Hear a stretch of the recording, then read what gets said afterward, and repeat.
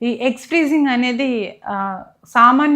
సామాన్యులకి అందుబాటులో ఉండదు కదా madam? See of course egg freezing అనేది మనం ఇంజెక్షన్స్ ఇస్తాము. ఓవరీని స్టిమ్యులేట్ చేసి కొన్ని ఎక్కువ ఎగ్స్ గ్రో అయ్యేటట్టు చేస్తాం అనమాట. ఈ ఇంజెక్షన్స్ ఇవన్నీ పెద్దగా కాస్ట్లీగా ఏమి ఉండవు. కాస్ట్లీ ఏదంటే ఆ ఎగ్ని మనము క్రయో ప్రిజర్వేషన్ చేస్తాం. అంటే వెరీ -డిగ్రీ టెంపరేచర్స్లో దాన్ని ఒక ఫ్రీజర్లో పెడతాం అనమాట. It's a specially designed place for these eggs. ఆ -డిగ్రీస్లో ఉండడానికి, కరెంట్ పోకూడదు. సో ఆ ఫ్రీజింగ్ దానికే కాస్ట్ ఎక్కువ పడుతుంది అనమాట. అంటే ఎన్ని ఇయర్స్ అట్లా ఫ్రీజ్ చేసుకోవచ్చు? మనకు కావాల్సిన నేళ్ళు సపోజ్ ఇప్పుడు ఎవరన్నా ఒక అమ్మాయి 28 years ఉంది, నాకు ఇంకొక 5 ఏళ్ళు నేను I don't want to plan pregnancy, I don't want to get married so soon అనుకుంటే ఆ అమ్మాయి ఎగ్ ఫ్రీజింగ్ చేసుకొని ఒక 5 ఏళ్ల వరకు పే చేసి ఆ తర్వాత she can use those eggs to plan the pregnancy. Specially PCOD ఉన్న అమ్మాయిలు కానీ, సివియర్ థైరాయిడ్ డిజీజ్ ఉన్న అమ్మాయిలు కానీ, ఒబీస్ ఉన్న అమ్మాయిలు, కొందరు చిన్నప్పటి నుంచే ఒబీస్ ఉంటారు. సో వీళ్ళు పర్టికులర్గా కన్సిడర్ చేయాలి ఈ ఆప్షన్. ఓకే, అట్లా. అయితే ఎన్ని ఇయర్స్ టైం పీరియడ్ అయితే అంత కాస్ట్ అవుతుందండి? ఇంకొక కాస్ట్ ఏంటంటే, ఇప్పుడు ఈ ఎగ్స్ని మనం ఫ్రీజ్ చేసాము, ఫ్యూచర్లో తన ప్రెగ్నెన్సీ అవ్వాలంటే ఆ ఎగ్స్ని మళ్ళీ మనం ఎంబ్రియో చేయాలి కదా, ఐవీఎఫ్ చేయాలి. అప్పుడు ఆ ఐవీఎఫ్ కాస్ట్ మళ్ళీ యాడ్ ఆన్ అవుతుంది అనమాట. ఈ ఫ్రీజ్ చేసిన ఎగ్స్ని మనం ఏం చేస్తాము, తర్వాత టెస్ట్ ట్యూబ్ బేబీ అని అంటారు కదా, అప్పుడు తనకు పెళ్ళైన తర్వాత వాళ్ళ హస్బెండ్ స్పర్మ్ తీసుకొని బేబీ తయారు చేసి ఎంబ్రియో ల్యాబ్లో దాన్ని యూట్రస్ లోపల వేస్తాం అనమాట. సో ఐవీఎఫ్ ఖర్చు కూడా యాడ్ అవుతుంది అక్కడ. So yes, like you said, maybe అందరూ అఫోర్డ్ చేయగలకపోవచ్చు ఇది, but this is the next best option. Okay, న్యాచురల్గా if you can maintain health then it's okay. ఇప్పుడు సడన్గా ఒక అమ్మాయికి 28 వయసు అమ్మాయి అనుకున్నాం మనం, తనకు 35 వచ్చేసింది, అప్పుడు తను న్యాచురల్గా హెల్త్ బాగుంటే ట్రై చేసుకోవచ్చు. ఓకే, తనకు కన్సీవ్ అవ్వలేకపోతే అప్పుడు ఇవి మనకు పనికి వస్తాయి. సో ఆ ఆప్షన్ కూడా ఉంది. ఇప్పుడు అబ్బాయిలు కూడా లేట్ మ్యారేజ్ చేసుకున్న తర్వాత వాళ్ళకి కూడా పిల్లలు పుట్టే ఛాన్స్ తగ్గిపోతుందని అంటున్నారు కదా, ఎస్, వారికి కూడా ఇలాంటిది ఏదైనా ఆల్టర్నేట్ ఆప్షన్ ఉంటుందా? ఎస్ అండి, ఉంది. మనం తాతల వయసు అప్పటి నుంచే చూస్తున్నాము. అమ్మాయి ఏజ్ తక్కువ ఉండేది, అబ్బాయి ఏజ్ కొంచెం ఎక్కువగానే ఉండేది. బికాస్ ఎందుకంటే అబ్బాయి వాళ్ళు అప్పుడు పోషించాల్సి వచ్చేది, they have to run the family. So వాళ్ళు కొంత సంపాదించుకున్న తర్వాతే పెళ్లి చేసుకునేవాళ్ళు. సో డెఫినెట్లీ మెన్కి కూడా కెరియర్ గోల్స్ ఉండేవి, అప్పటి నుంచే ఉండేవి. సో లేట్ మ్యారేజెస్, ఇప్పుడు ఇంకా కెరియర్ గోల్స్ ఇంకా డిలే అవుతున్నాయి. సో ఇంకా లేట్ మ్యారేజెస్ అవుతున్నాయి. దాంతోపాటు కెరియర్ స్ట్రెస్తో, స్మోకింగ్, ఆల్కహాల్తో, లైఫ్ స్టైల్తో మెన్కి కూడా స్పర్మ్ క్వాలిటీ తగ్గుతూ వస్తుంది. ఇన్ఫ్యాక్ట్ ఈ పాస్ట్ డెకేడ్లో we have seen more number of male fertility cases అనమాట.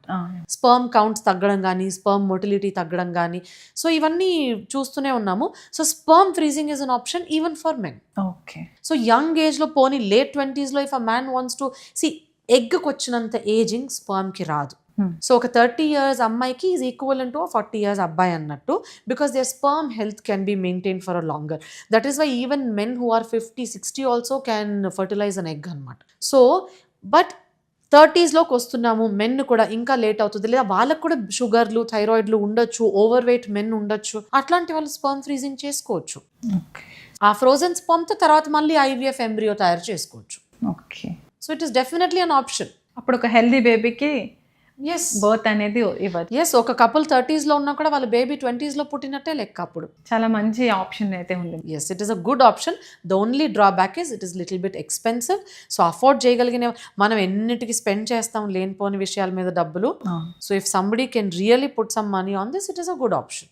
మేడం, ప్రస్తుతం జనరేషన్ ఎలా ఉన్నారంటే ఆడపిల్లలు కెరీర్ పరంగా ఫోకస్ చేసి పెళ్ళి, పిల్లలు అనేదాన్ని పోస్ట్ పోన్ చేస్తున్నారు, అంటే లేట్ చేస్తున్నారు.